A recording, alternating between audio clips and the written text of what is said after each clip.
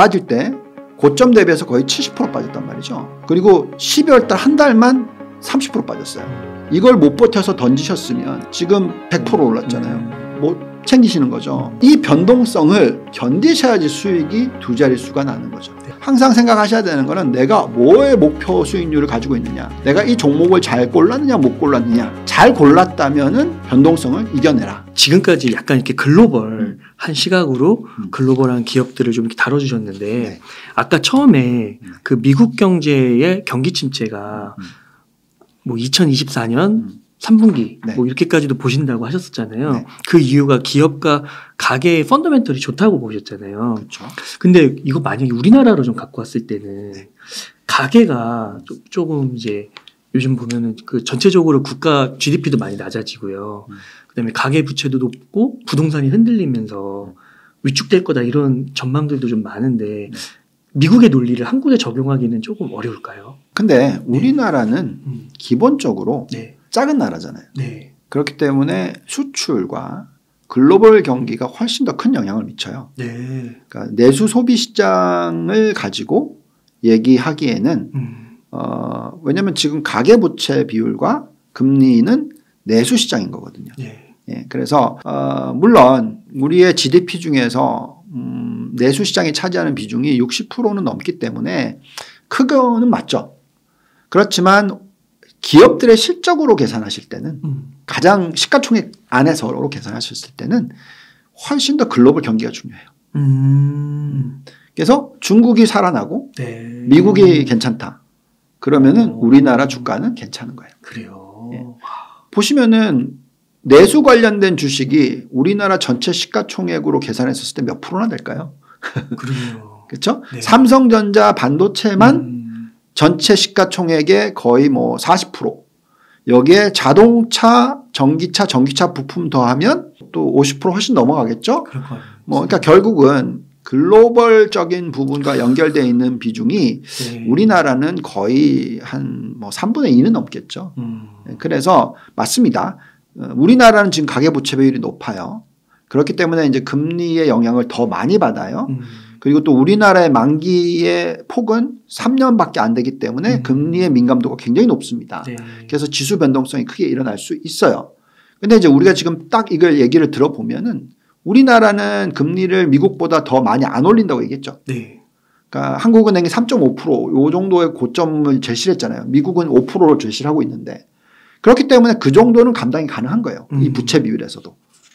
그렇기 때문에 저희는 금리가 만약에 작년에 4.6%까지 막 올라가다가 계속해서 막 미국 쫓아가서 5%까지 올라간다. 그랬으면 올해 큰일이에요. 근데 그게 아니라 4.6%까지 갔다가 지금은 3%대 초반입니다. 맞아요. 많이 내려갔어요. 그렇죠. 네. 자, 그러면은 안 터지는 거죠.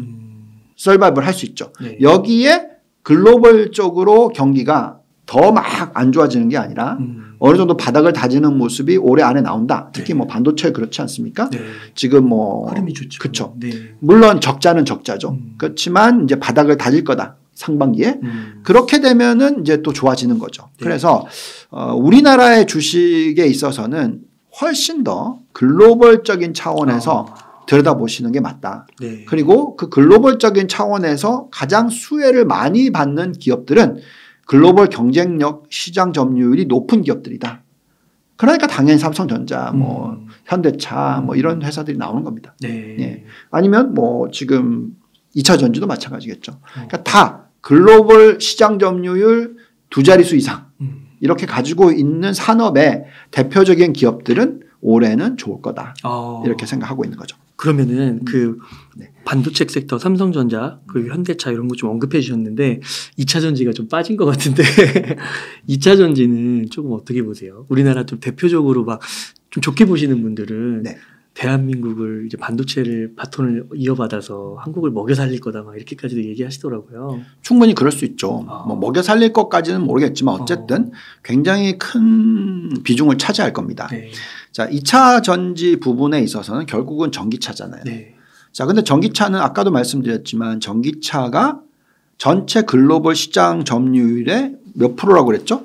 10%밖에 안 된단 말이죠. 네. 그럼 앞으로 이게 성장을 많이 해서 10배 더 늘어야죠. 그죠? 100% 갈 거니까. 어차피 내연기관은 이제 도태되는 거고. 그러면 여기에 따른 성장은 계속 일어날 거죠. 자, 그러면 이제 중요한 거는 이 성장에 있어서 우리나라가 시장 점유율 다 더하면 2차 전지가 한 20% 정도 될 거예요. 뭐 정확한 숫자 봐야 되겠지만 중국도 마찬가지였어요. 20% 정도 될 겁니다. 여기에 이제 일본 정도가 있고 파나소닉 같은 경우가 있어요. 그러면 이거에 벌써 올리가폴리 파워가 만들어진 거예요. 올리가폴리 파워, 그러니까 과점화가 된 겁니다. 네. 그럼 이거의 엔터리, 그러니까 진입 장벽은 높아요. 네. 새로운 회사들이 들어올 수가 없어요.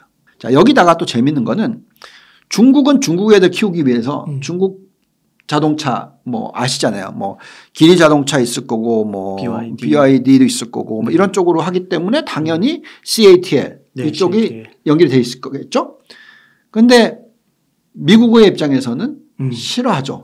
맞아요. 그러니까 우리나라 거를 또 쓰게 될 수 있겠죠. 뭐 모르겠습니다만 어쨌든 간에 지금 약간의 이 미국파, 중국파 이렇게 갈리면서 우리는 양쪽을 다 플레이할 수가 있는 케이스가 된단 말이죠. 네. 그래서 우리나라의 배터리는 당연히 네. 글로벌 경쟁력을 유지할 거라고 생각합니다.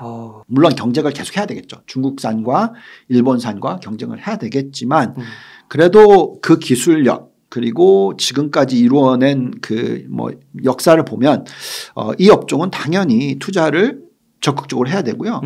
저희는 자동차, 전기차 부품 비중을 전체 포트의 20%는 들고 가야 된다고 얘기를 하고 있어서 뭐 그 안에서 부품이 절반일 수도 있죠. 예. 완성차 10% 들고 가고 부품을 10% 들고 가고 이렇게 할 수도 있는 거고 뭐 그거는 본인이 마음이 편한 쪽으로 하시는 게 중요할 것 같아요. 그러니까 이 테슬라가 네. 엄청 빠졌다가 그 반등이 어느 정도 성공을 했잖아요. 그런 것도 물론 이렇게 단가 가격 상품의 가격을 낮추면서 그걸 좀 부정적으로 보는 시각이 있었던 것 같긴 한데 말씀해 주신 대로 시장의 그런 성장성 그런 게 보고 어떻게 보면 투자를 했다 이렇게도 해석을 좀 할 수 있을까요? 당연하죠. 많은 사람들이 그냥 이건 자동차 회사다. 그래서 다른 회사들이 막 뛰어들면은 네. 테슬라는 시장 점유율을 많이 잃을 거다. 뭐 이런 식으로 얘기하면서 맞아요. 막 빠뜨렸지만 그렇지 않죠. 그만큼 가격 경쟁력이 높고 그리고 또 사실 내연기관 관련된 비중이 높으면 높을수록 더 힘들어요. 왜냐하면 이게 똑같은 기술이 아니잖아요. 완전 다른 거잖아요. 그래서 이걸 빨리 털어야 되거든요. 많이 남아있을수록 더 마이너스죠. 새롭게 시작하는 회사가 훨씬 더 낫죠.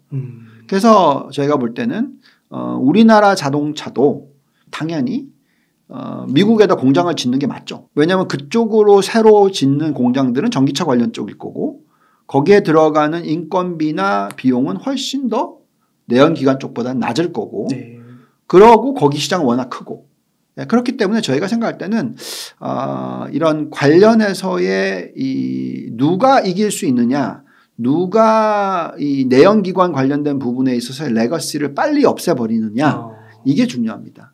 근데 정말 오래된 회사일수록 그게 쉽지 않거든요. 네.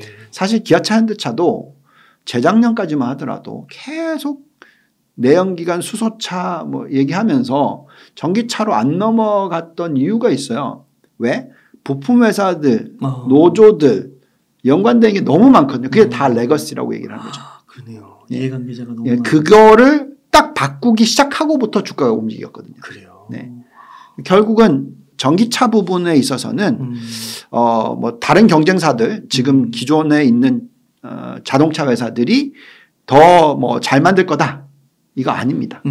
제가 볼 때는 아마 테슬라는 당연히 1등이 될 거고 네. 그 이외에 다른 자동차 회사들 뭐 그게 우리나라 차였으면 참 좋겠습니다.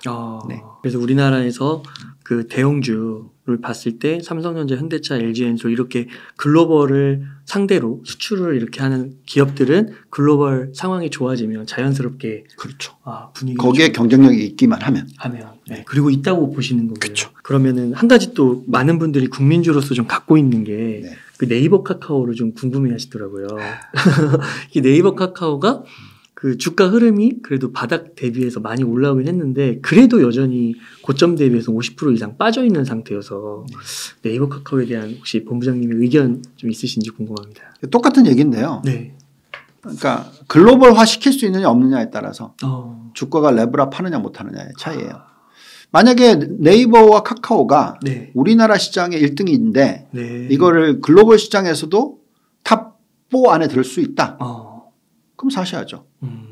그러니까 우리나라의 이 인터넷 관련 주들이 미국의 구글, 아마존 뭐 이런 관련 회사들만큼의 글로벌 시장의 점유율을 가지고 올 수 있다? 그럼 사셔야죠. 그럴 것 같아요. 저 정답이 없습니다. 네. 정답이 없을 때는 안 건드립니다. 왜냐하면 해외 진출을 인터넷 회사들이 하려고 해서 성공한 케이스가 별로 없어요. 가장 대표적인 게 그런 거죠. 페이스북은 성공을 했죠. 네. 글로벌리 다 쓰죠. 그런데 페이스북보다 먼저 만들었던 게 뭐죠? SK에서? 싸이월드. 네. 망했죠. 그러니까 그겁니다. 훨씬 우리나라 사람들이 싸이월드를 많이 썼죠. 그걸 왜 페이스북이 한 걸 우리가 못했을까요? 그러니까 만약에 그걸 해낸다면 사야죠. 네. 네이버, 카카오 엄청난 상승을 보이겠죠. 잘 모르겠어요. 그래서 쿠팡도 마찬가지입니다. 글로벌 경쟁력이 있다라는 얘기가 조금씩 나오고 있어서 아 그런가 하면서 좀 헷갈려요. 근데 어쨌든 간에 그거를 성공을 못하면 이 주가는 힘들죠. 왜냐하면 엄청난 적자잖아요. 네. 그러니까 회사가 정말로 성장을 하려면 엄청난 성장을 하면서 적자를 보거든요. 그러다가 이제 글로벌 경쟁력을 완전히 만들어서 규모의 경제가 이루어지면 적자가 빠르게 흑자로 변하거든요. 그러면서 이제 엄청나게 튀는 주가가 나오는 건데 아직 쿠팡은 엄청난 적자잖아요. 그래서 지금 완전히 엄청나게 투자를 어디에 하고 있죠? 자동화에 또 하고 있단 말이에요. 그래서 그런 겁니다. 그래서 가장 글로벌적으로 성공을 할 수 있느냐 없느냐. 왜 아마존의 주가가 저렇게 많이 올라갔을까요? 글로벌적으로 다 하니까. 네. 그러니까 그리고 1등을 하니까 이게 중요한 거죠. 왜 알리바바의 주가는 어느 정도 많이 올라갔다가 흔들렸냐? 왜냐하면 중국 쪽에 시가총액이 워낙 뭐 중국 쪽의 마켓셔가 워낙 컸는데 그걸 글로벌리 할 수 있냐? 근데 그 시장은 워낙 크잖아요. 또 그렇기 때문에 어느 정도 또 올라갈 수 있는 거고 우리나라 시장은 너무 작잖아요. 아까 앞서서 탑4라고 한 거는 여러 산업이나 이런 거 역사적으로 봤을 때 한 4위 안에 들면 네. 그래도 주가 흐름이 괜찮다 이렇게 보시는 건가요? 그렇죠. 보통 올리가폴리 파워가 빨리. 탑, 그러니까 과점화라고 얘기합니다. 네, 맞아. 보통 탑 3, 탑 4 정도로 저희는 봐요. 그 말씀해 주신 대로 그 관점을 그 반도체와 전기차와 2차 전지 적용하니까 진짜 다 1, 2위, 현대차도 한 3위 이렇게 하는 것 같은데 네. 그 안에 드네요. 그렇죠. 아, 그러니까 이렇게 좋게 보시는 거군요. 네. 아유, 본부장님 오늘 이렇게 글로벌적으로 또 국내 이렇게 모든 시장을 섭렵하게 얘기해 주시고 핵심만 이렇게 뽑아서 얘기해 주셔서 단박에 좀 이해가 되고 너무 감사한 것 같습니다. 아, 정말 좀 진지하게 본부장님의 인사이트를 실제 행동으로 옮겼다면 지금도 수익이 괜찮았을 것 같은데 작년에 너무 많이 틀렸어서 아유, 오히려. 네. 네. 그러니까 어떻게 보면 전망은 다 맞았는데 주가 흐름에 있어서 또 지나친 이런 게 있으니까 그렇게 좀 과도하게 시장이 좀 반응을 해서 그렇게 된 게 아닌가 싶기도 하고요. 네. 본부장님 그러면 만약 네. 지금 이제 한 여윳돈 1억 정도 있으면은 좀 어느 정도 이렇게 하면은 아 무난하다 포트폴리오 전략? 네.